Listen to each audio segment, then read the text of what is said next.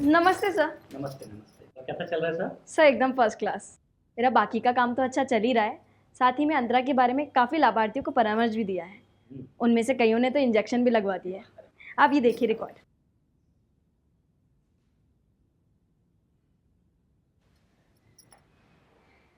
यह सिस्टर, ये तो काफ़ी इम्प्रेसिव है।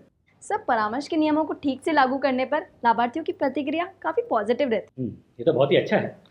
अच्छा सिस्टर, बात ये है कि कुछ ही दिनों में पीएससी में अंतरा से संबंधित एक इंस्पेक्शन होने वाली है और मैं चाहता हूँ कि हमारे अस्पताल में सब कुछ व्यवस्थित रहे। तो क्यों ना सब कुछ एक बार चेक कर लें? हाँ हाँ सर। ठीक है, तो सबसे पहले स्टोरेज से शुरू करते हैं। हाँ चलिए मैं दिखाती हूँ।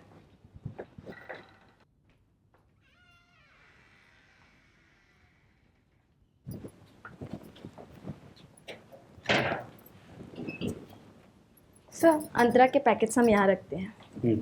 अंतरा को 15 से 30 डिग्री सेल्सियस के बीच साधारण कमरे के तापमान पर रखना होता है। इसे सीधा सूरज की रोशनी से दूर हवादार, साफ और सूखे कमरे में रखना होता है।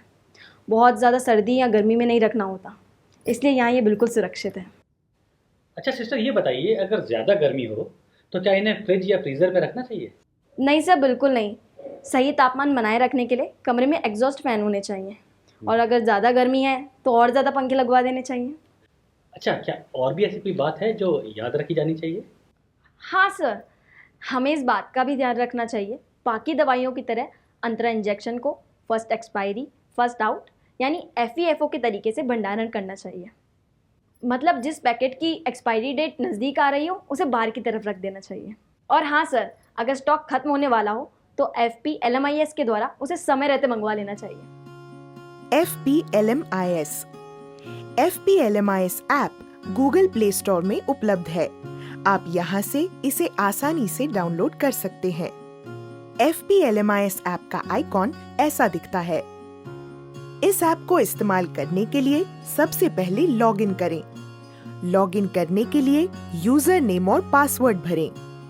ये आपको अपने PHC या CHC से मिल जाएंगे। लॉगिन करने के बाद आपको ये स्क्रीन दिखाई देगी जिसमें कई ऑप्शन है। सबसे पहले आपके पास जो स्टॉक उपलब्ध है उसको इस ऐप में अपडेट करें। स्टॉक अपडेट करने के लिए होम पेज पर स्टॉक अपडेट आइकॉन पर क्लिक करके सामग्री चुनें, फिर बैच चुनें और जितनी मात्रा में सामग्री उपलब्ध है वो भरें ताकि सही रिकॉर्ड मेंटेन रहे और आप नया इंडेंट जनरेट कर सकें। जब आप स्टॉक अपडेट करेंगे तो ये जानकारी करंट स्टॉक में दिखाई देगी। इंडेंट करने के लिए इस आइकॉन पर क्लिक करें जो आपको इस स्क्रीन पर ले जाएगा। फिर रेज इंडेंट पर क्लिक करें और गो पर क्लिक करें। इस पेज पर जरूरत की सामग्री के सामने संख्या लिखें। जब लिस्ट पूरी हो जाए तब नीचे दिए इस बटन रेज इंडेंट पर क्लिक करें। आपकी लिस्ट एक बार फिर दोहराई जाएगी। अगर सब ठीक है तो ओके पर क्लिक करें। अगर कोई गलती हो गई है या कुछ रह गया है तो आप दोबारा इस लिस्ट को भर सकते हैं। जब आप लिस्ट से संतुष्ट हों तो ओके पर क्लिक करके आगे बढ़ें। आपको इंडेंट नंबर मिल जाएगा और इंडेंट की प्रक्रिया पूरी हो जाएगी। जब आपको इंडेंट की गई सामग्री प्राप्त हो जाए तो एक्नॉलेज बटन के द्वारा आपको प्राप्त की गई सामग्री की पुष्टि करनी होगी। इस तरह से आप FP-LMIS ऐप का उपयोग कर आसानी से परिवार नियोजन के लिए जरूरी सामग्री का प्रबंध कर सकते हैं। अच्छा सिस्टर, इसके आगे का प्रोसेस भी बता दीजिए जब आप लाभार्थी को इंजेक्शन लगाएंगे। सर चलिए। चलिए।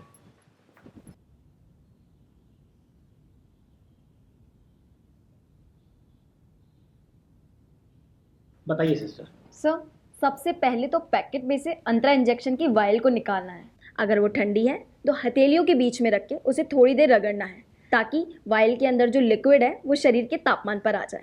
इससे उसके पार्टिकल वायल की लिक्विड में अच्छे से घुल जाते हैं।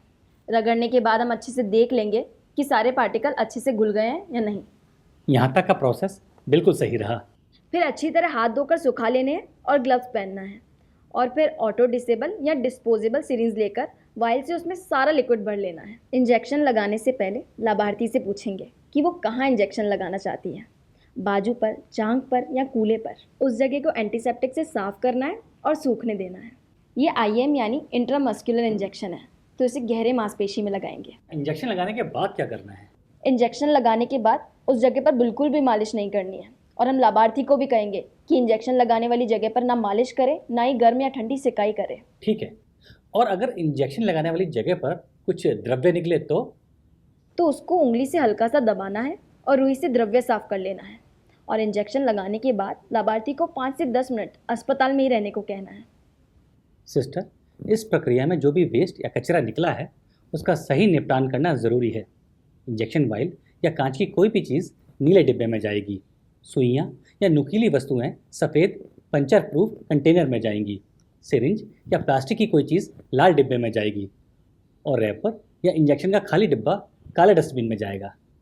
ठीक है सर। और कचरे के निपटान के बाद आखिरी में 30 से 40 सेकंड तक अच्छे से हाथ धोना है। बिल्कुल, हाथ धोना और साफ सफाई रखना हर छोटी से छोटी मेडिकल प्रक्रिया का एक बहुत ही ज़रूरी हिस्सा है। सिस्टर, अंतरा की सारी व्यवस्था अच्छे से हो गई है? हाँ सर, सही भंडारण से लेकर कचरे के सही निपटान तक। सिस्टर, अब मुझे पूरा भरोसा है कि हम अंतरा के इंस्पेक्शन में भी खरे उतरेंगे और लाभार्थियों को भी ये सेवा उचित तरीके से दे पाएंगे। बिल्कुल सर।